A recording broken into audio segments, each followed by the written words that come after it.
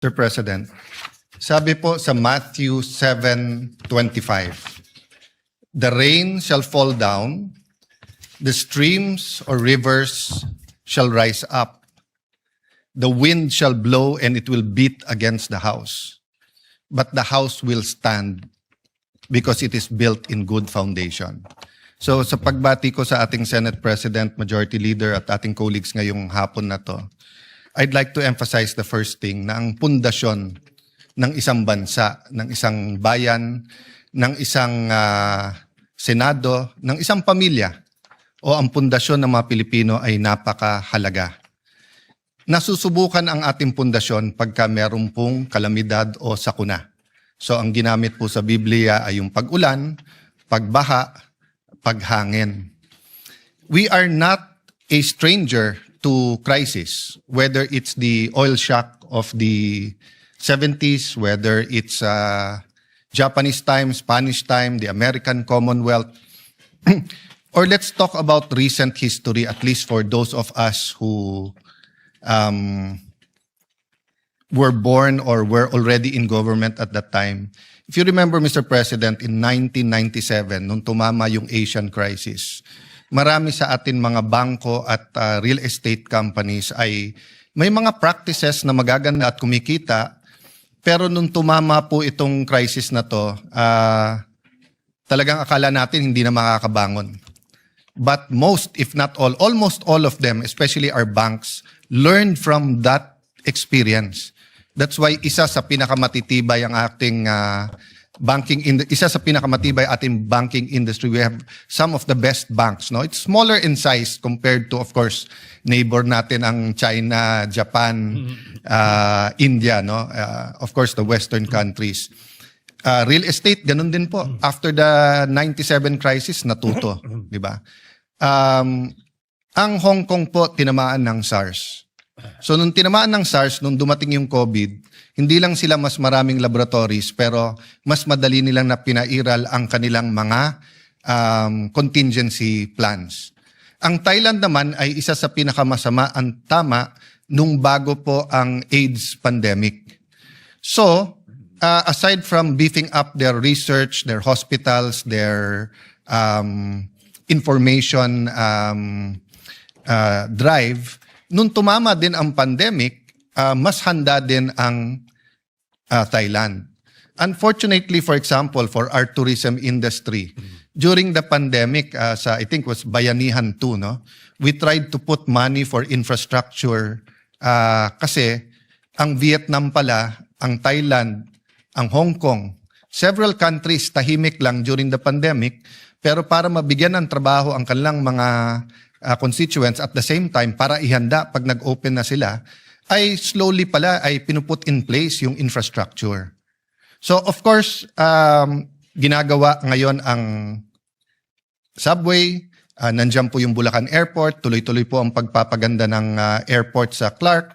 I'm hoping sa kulit po ng ating majority leader, I think 10 years niya nang kinukulit or more yung bukid nun, yung mga regional airports.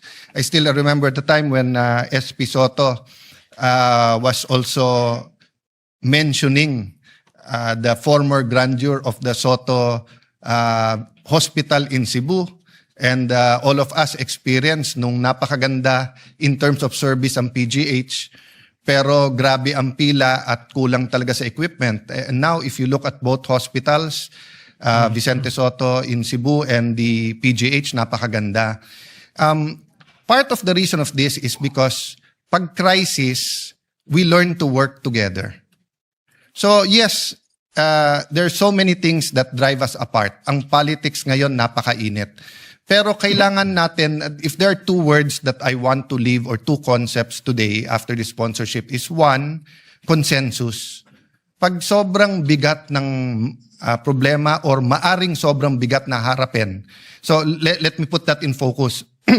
Kung matapos kagad in the next few days ang problema ng gera ng Iran, US, Israel at pilit na apektado yung buong region at buong mundo dahil we are now a global village and we now see na intricate masyado yung connection nung mga ekonomiya natin, no? So yung relationship, for example, ng fertilizer sa natural gas, di ba? So yung presyo ng fertilizer tumataas din. Japan has nuclear power but still they import 90%, di ba, of their energy needs, or yung sa oil. No, I don't think I'm precise with that statistic, but just to give us an idea that sabi kasi dati pagka sinipon ang Amerika, nagkakasakit yung buong mundo, di ba? So nakita natin ngayon, di ba? Pagka inubo ang Middle East, nagkakahika ang buong mundo, no? And if it ends soon, then I think except for the loss of lives na hindi naman natin maibabalik, di ba? In terms of yung economic, everyone can put the pieces back together, di ba? Pero pag tumagal to, lalo, Mr. President, if it goes more than 1 month, and if all sides continue to hit critical infrastructure, including oil depots and refineries, also kung hindi mabubuksan yung mga rota kung saan po pwedeng ma-deliver by ship yung mga oil, magsaspiral po ang maraming mga ekonomiya. But ito po ang problema. Hindi po madali magtipid sa oil or let's say sa sasakyan, 4-day week, etc. But for example po, no, madaling sabihin sa mga school, huy, magtipid kayo at let's say mag-online na lang tayo. Pero hindi po lahat ng bata may internet eh. Hindi lahat po may tablet, di ba? At iba pa rin yung face-to-face learning. Madaling sabihin sa mga mall, halimbawa, magbawas kayo ng 2 oras. Pero apektado din po ang ekonomiya, apektado din po ang sales, baka may mawalan din ng trabaho doon, di ba? So my point, Mr. President, it's like clockwork. Hindi mo pwedeng sabihin, eto lang ang sira, kaya umaandar pa yung relo. Pag may tinamaan sa makina ng relo, the whole mechanism of telling time gets affected. And that is the spirit of this resolution. To call on the executive, dahil sila naman po ang tinalaga ng ating konstitusyon, to build a consensus with the private sector, with the local governments. To be fair, they are doing that. Nag-announce kagad sila ng mga measures. I think this afternoon, yung mga mayors committee ni dating Senador at Secretary Ralph Recto, Executive Secretary, about yung ibibigay na ayuda or subsidy sa ating pong mga jeep at tricycle. But we were discussing in the lounge with Senator Hontiveros. He was saying nga na sa Germany, no, sinubsidize nila yung mga mass transportation. Para nga hindi lang masigurado na kaya ng mga commuters, lalo pag sila'y manggagawa, senior citizens, estudyante, but also to dissuade people from their private vehicles. No? So yun po ang nakikita kong kulang. It hasn't reached a point na consensus. So I said 2 concepts. One is consensus. The second concept is alignment.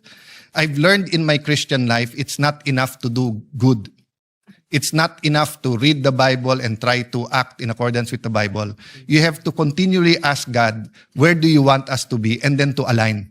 Diba? Kasi if it's good to put up a pharmacy, it's also good to put up a farm. Pero sinasabi ng Diyos, wala nang pagkain, hindi nyo ma-import, put up a farm. You have to align. So napakaraming magagandang panukala ngayon. But is it aligned with the national government, the local government, and the private sector? So yes, Mr. President, sa resolution na to, 15 days lang po nilagay natin. It's because in 15 days, we would know if the crisis is getting bigger or kung wala na. So I don't think there's a problem that we expect the worst or prepare for the worst. Kung hindi, nandyan yung contingency plan. Lastly, Mr. President, let's not miss opportunities. Ang lahat ng crisis, may winners, may losers. Ang problema, minsan big winner, minsan big loser. And ang problema, Mr. President, usually ang loser is yung mahirap. So mahirap na tao, mahirap na municipality, maliliit na businesses. Usually yun ang talo kasi medyo talikamay nila eh. Pero dun po sa mas malalim ang bulsa, nakikita nila yung opportunities eh, di ba? So for example, kung lahat ng pera mo nasa stock market, bumaksak, wala ka ng choice kung hindi hintayin na lang. Or i-withdraw or ibenta mo, lugi ka na. Pero yung sobrang lalim ng bulsa, pagbaksak, time to buy. And then gaganda na naman. So, there are things that will divide us. For example, nuclear power. Some of us believe in it, some don't. But for example, electric vehicles. No? Parating sinasabi, electric vehicles kasi gas-led din naman yung mga